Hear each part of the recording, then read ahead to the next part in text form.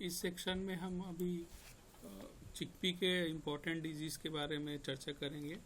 Chickpea में भी बहुत सारे डिजीज़ बहुत इम्पोर्टेंट है। इसमें कॉलर रॉट, विल्ट है, रूट रॉट है, ये महत्वपूर्ण इसमें सॉइल बोर्न पैथोजेंस हैं, पैथोजेंस के कारण होती है। सेकेंड इसका जो इम्पोर्टेंट है वो एस्कोकाइटा ब्लाइट्स है, बोट्राइटिस ग्रे मोल्ड्स हैं। और हमारे कोर्स में इसमें से जो विल्ट है, एस्कोकाइटा ब्लाइट है, बोट्राइटिस ग्रे मोल्ड सबसे इम्पोर्टेंट है। इसमें बोट्राइटिस ग्रे मोल्ड्स जो है वो देखेंगे, इसमें जो लेक ऑफ पोडिंग, अगर उसमें पोड फॉर्मेशन अगर कम हो रही है तो ये सबसे पहला उसका इंडिकेशन होता है बोट्राइटिस ग्रे मोल्ड्स का। और फेवरेबल कंडीशन में ये आपके फोलिएज पे सिम्टम्स होता है। और प्राय ये पेचेस में हमको पौधे अगर उसमें पेचेस में मर रहे हैं तो इसको हम संभवतः ये बोट्राइटिस ग्रे मोल्ड्स के कारण होता है। इसके कारण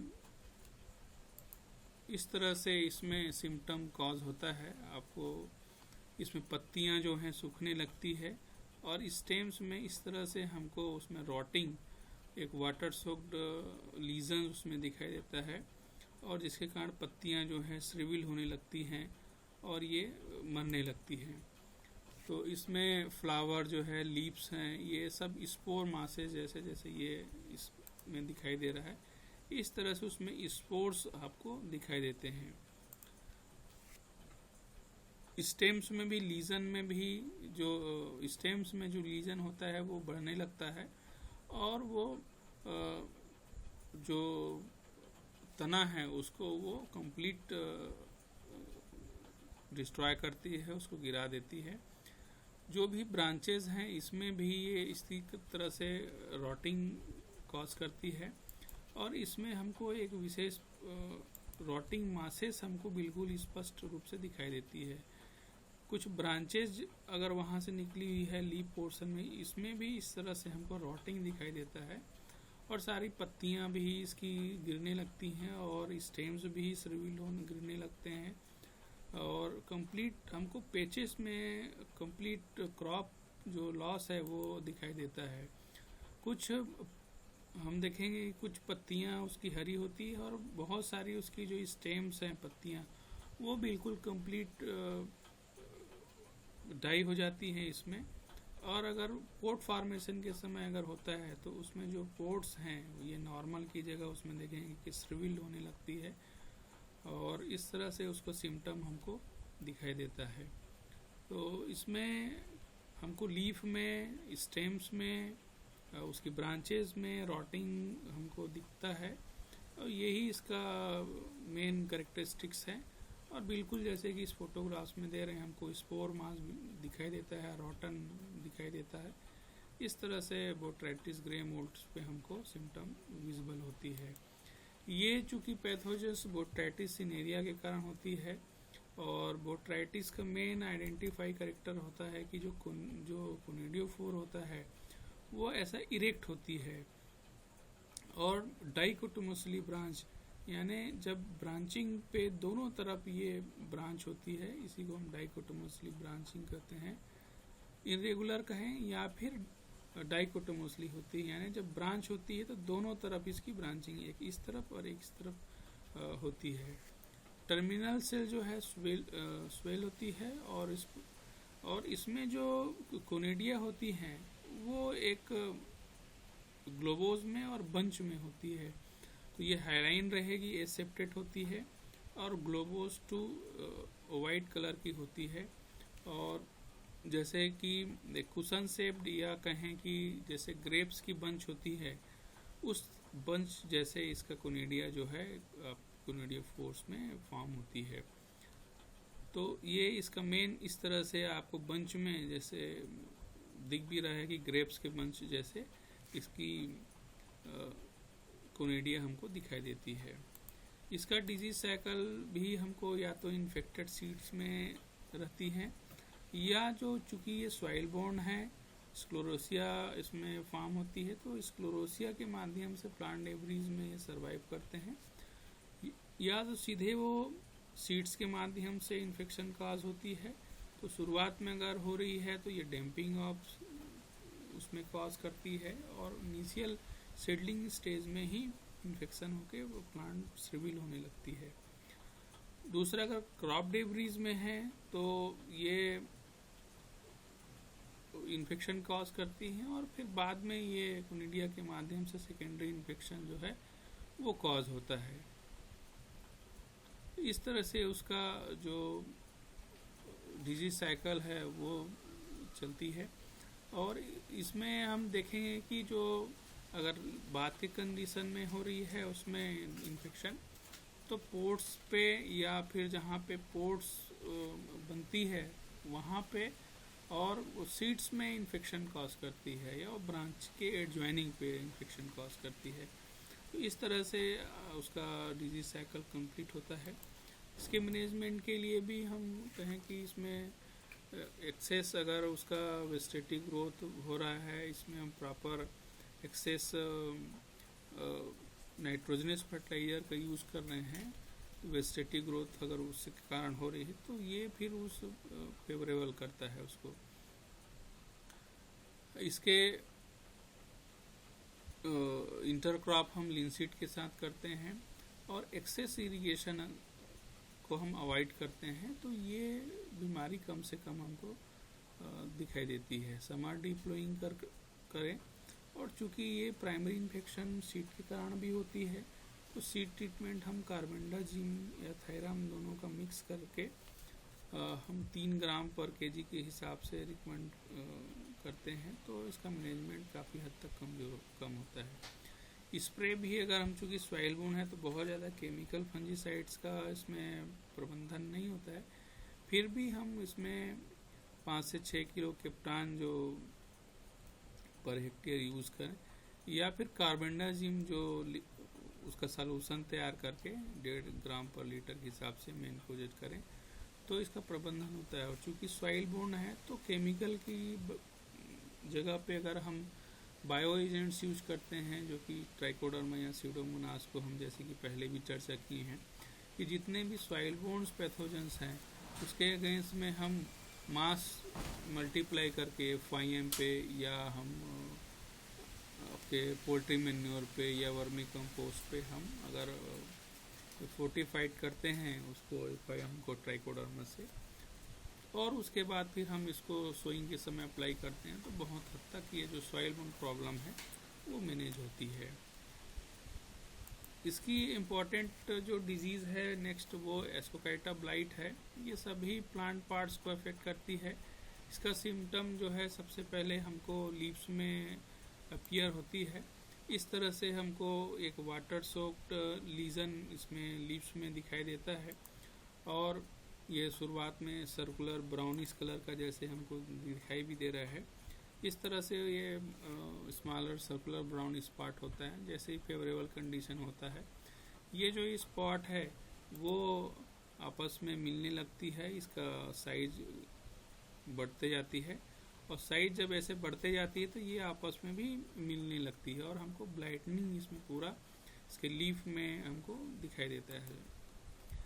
और सीवियर केसेस में भी ये पूरा प्लांट जो है हमको कंप्लीट ड्राई दिखाई देने लगता है, और पूरा प्लांट जो है सडनली उसमें हमको कंप्लीट डेड इसमें दिखती है।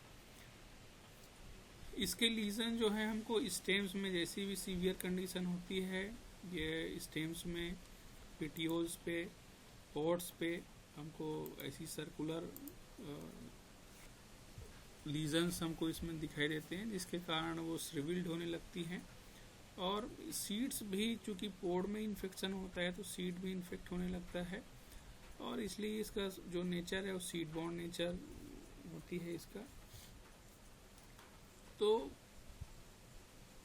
पॉट्स में भी हमको इस तरह से लीजन दिखाई देने लगता है, और बाद में फिर ये जो लीजन्स हैं इसमें हमको हल्का सा ग्रेइश ब्राउन कलर का सिम्टम हमको दिखाई देता है। ये जो पैथोजेंस है उसको काइटा रेबरी के द्वारा होता है, और इसका मेन आइडेंटिफिकेशन कैरेक्टर होता है चूँकि डिट्रोमाइकोटिनम जीनस एस्कोकाइटा के द्वारा है, तो इसमें हमको जो माइसीलियल सेप्टेट है, पिक्निडियम इसमें जो बनता है, इसमें जो देख पा रहे हैं फोटोग्राफ्स में, ये ग्लोबोस होता है और ब्राउनिश होता है, और ये जो रिस्ट्रियोल्स इसमें बनते हैं ये फिर, और फेलिड्स जो होते हैं वो शॉर्ट होते हैं, हाईलाइन होता है, और सिलिंड्रिकल टू ग्लोबोस होती है। कोनेडिया जो बनती है इसमें से वो हाईलाइन है, स्मूथ होती है, सेप्टेट होती है, और सिलिंड्रिकल टू इरेगुलर होती है, और राउंडेड या फ्लेटेड इसका एपिक्स होता है, और बेस जो है वो ट्यूनिकेट, राउंड या ट्यूनिकेट होती है। तो इस तरीके से इसका पिक्निडियम फेलिड्स और कोनिडिया इसमें बनता है। चूँकि ये पैथोजन जो है प्लांट डेब्रीज में पिक्निडियम के रूप में सर्वाइव करता है, सीड्स में भी सर्वाइव करता है प्राइमरी न्यूक्लियम, तो दोनों के माध्यम से, या सीड के माध्यम से या प्लांट डेब्रीज में जो पिक्निडिया के रूप में सर्वाइव होती है। और सेकेंडरी इन्फेक्शन जैसे भी उसमें कोनिडिया जब बनने लगती है तो वो रेन के माध्यम से, कि बारिश के बौछार के माध्यम से, या विंड्स के माध्यम से, इंसेक्ट या दूसरे एजेंट्स के माध्यम से ये सेकेंडरी इन्फेक्शन कॉज करती है। तो इसमें भी जो ये प्राइमरी इन्फेक्शन है, या सीड के माध्यम से या प्लांट डेब्रीज के माध्यम से जो पिक्निया जो बनती है उसके माध्यम से ये सर्वाइव करती है। और एक बार इन्फेक्शन होने के बाद जो इन्फेक्टेड प्लांट्स में जो पिक्निया के माध्यम से फिर ये आपका कोनिडिया रिलीज होती है। तो कोनिडिया के माध्यम से ये फिर रेन के द्वारा या विंड्स के द्वारा या दूसरे इंसेक्ट के द्वारा ये न्यू लेप में करता है। तो प्राइमरी इन्फेक्शन आपके सीड्स के माध्यम से भी, या प्लांट डेब्रीज में जो पिक्निडियम बनती है सीडोथीसियम, इसमें फिर जो इसको कार बनता है उसके माध्यम से कॉज करता है ये विंड्स ब्लो के द्वारा, या फिर यहाँ से प्राइमरी न्यूक्लियम में सीडलिंग के माध्यम से ट्रांसमिशन होता है। और फिर ये जो सेकेंडरी इन्फेक्शन है वो पिक्निडियम में जो कोनिडिया बनती है स्ट्यूल्स पे, तो उसके माध्यम से, कोनिडिया के माध्यम से इसका सेकेंडरी इन्फेक्शन होती है। तो इस तरह से इसका डिजीज साइकिल चलती है। फेवरेबल कंडीशन है, वेट वेदर में होती है ये, और स्ट्रॉन्ग विंड्स के माध्यम से इसको फेवर करती है, क्योंकि सेकेंडरी इन्फेक्शन जो है कोनिडिया वो विंड के माध्यम से भी ट्रांसमिट होती है। इसके लिए फेवरेबल टेम्परेचर है वो 22 से 26 डिग्री टेम्परेचर होती है। और हाई रेनफॉल अगर क्रॉप सीजन में हो रहा है तो ये इस बीमारी के लिए एक एपिडेमिक क्रिएट करती है। इसके मैनेजमेंट के लिए भी है, जो सीड है वो अच्छे सोर्सेस होने चाहिए। क्रॉप रोटेशन हम करें, इंटर क्रॉप हम उसको बार्ली, वीट बार्ली या मस्टर्ड के साथ करें। चूँकि सीड बोर्न नेचर भी है तो कार्बेंडाजिम या किसी भी केमिकल फंजीसाइड से या बायो एजेंट से हम ट्रीट करके इसको सोइंग करें। या हॉट वाटर ट्रीटमेंट कर रहे हैं तो 52 डिग्री टेम्परेचर में हम 10 मिनट के लिए इसको ट्रीट करें। और क्रॉप में अगर स्टैंडिंग क्रॉप्स में दिख रहा है तो मैनकोजेब है या टेबुकोनाजोल ग्रुप की फंजीसाइड्स हैं, उसको हम यूज़ करें। इसमें कुछ रेजिस्टेंस वैरायटी जैसे ILC 72 है, इसका हम यूज़ कर सकते हैं। एक इम्पॉर्टेंट इसमें डिजीज़ है जो कि विल्ट है, और इसमें भी जैसे हम विल्ट में हम देखे हैं कि हमको जो प्लांट्स है वो नीचे से ऊपर की तरफ इसमें ड्राई होने लगती है, येलोइश हमको इसमें क्लोरोटिक दिखाई देता है, और श्रिविल होने लगती है पूरा पौधा जो है। लोअर पोर्शन जो लीफ है वो फर्स्ट इसके कारण ड्राई होती है या क्लोरोसिस उसमें दिखाई देता है, और बाद में धीरे धीरे ये ऊपर की तरफ बढ़ती जाती है, और पूरा प्लांट जो है इसके कारण विल्टिंग हमको दिखाई देता है। जैसे कि अभी इसको हम अगर कट करके देखेंगे, इसके स्टेम पोर्शन को, इस पोर्शन को अगर हम लॉन्गिट्यूडनली अगर हम इसको वर्टिकल कट करते हैं तो बीच में जो इसका जाइलम वेसल्स है, इसमें हमको पैथोजन जो है सिविल बिल्कुल उसका मैं पार्ट्स जो है इसमें डार्क ब्राउन कलर का हमको उसका जो पैथोजन्स जो है विजिबल होती है।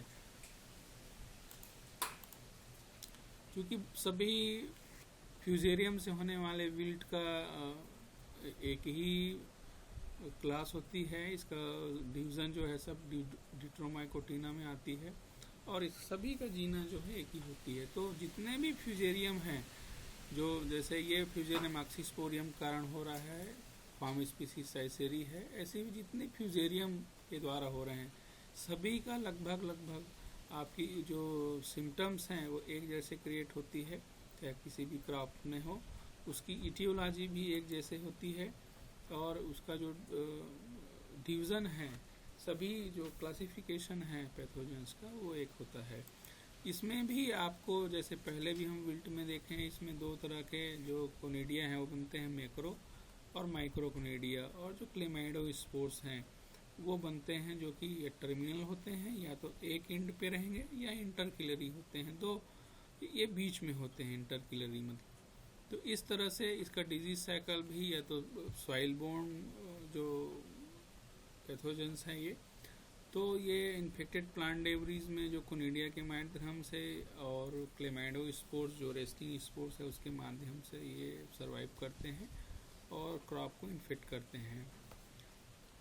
ये चूँकि सॉइल बोर्न है तो इसके लिए भी फेवरेबल जो होता है वो एसिडिक सॉइल इस पैथोजेंस को फेवर्स करता है और 20-25 डिग्री टेम्परेचर इसके लिए बेस्ट होती है। जैसे कि हम पुराने जितने भी विल्ट में भी देखे हैं कि ये चूँकि सॉइल बोर्न पैथोजन है और जितने भी सॉइल बोर्न हो, चाहे विल्ट हो, कलर रॉट हो, ड्राई रूट रॉट हो, चिप्पी में सभी के लिए यही मैनेजमेंट होती है कि हम उसको समर डिप्लोइंग करें, क्रॉप रोटेशन करें कम से कम 3 साल के लिए। उसको हम जैसे ज्वार के साथ अगर हम उसको ले रहे हैं तो, या फिर हम उसको मस्टर्ड आपका कोरिएंडर के साथ ले रहे हैं तो वो विल्ट के इंसिडेंस को रिड्यूस करती है। सीड ट्रीटमेंट इसमें इम्पॉर्टेंट होती है, तो सीड ट्रीटमेंट हम इसको करके लगाएं, या हम केमिकल फंजीसाइड जो आपको कार्बेंडाजिम मेनकोजेब है उससे करें, या फिर हम बायो जो पेस्टिसाइड्स हैं ट्राइकोडर्मा स्यूडोमोनास उसकी 10 ग्राम से करें। और इसमें जैसे बताए थे पहले भी कि हम सॉइल का ट्रीटमेंट करें, तो सॉइल का treatment fortified FIM poultry manure या आपका जो वर्मी कंपोस्ट है उसके माध्यम से हम करें। तो इसके लिए जैसे पहले भी हम चर्चा किए थे कि 2.5 किलो अगर 2.5 क्विंटल हम ये FIM या सब चीज़ ले रहे हैं तो इसमें हम 2 से 2.5 किलो हम ट्राइकोडर्मा, या हम दोनों ट्राइकोडर्मा और स्यूडोमोनास दोनों को हम मिक्स करके इसको कम से कम 15 से 20 दिन के लिए मॉइस्ट हल्का सा करके अगर हम शेड में रखते हैं उसको, और प्रॉपर बीच बीच में मिक्सिंग करते रहते हैं, उसमें प्रॉपर मॉइस्चर देते रहते हैं, तो उसमें देखेंगे कि 15-20 दिन में ये पूरा उसमें ग्रो हो जाता है। और इसको हम खेत की तैयारी के समय इसको हम पूरे 1 एकड़ खेत में मिक्स कर दें और फिर ट्रीटेड सीड अगर हम लगाते हैं तो इसका इंसिडेंस हमको बहुत से कम दिखाई देता है।